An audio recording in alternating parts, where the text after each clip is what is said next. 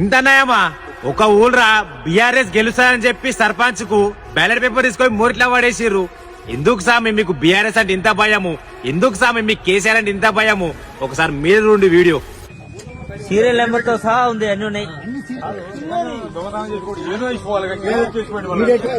అన్న. చూడు ఎన్ని మొత్తం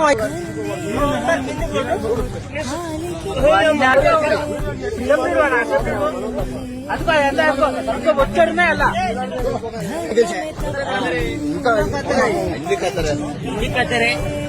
సీరియల్ నెంబర్ తో సహా ఉన్నాయి. ఇది నిన్న 11వ తారీఖు చినకాపల్లి సర్పంచ్ ఎలక్షన్లు అయినాయి.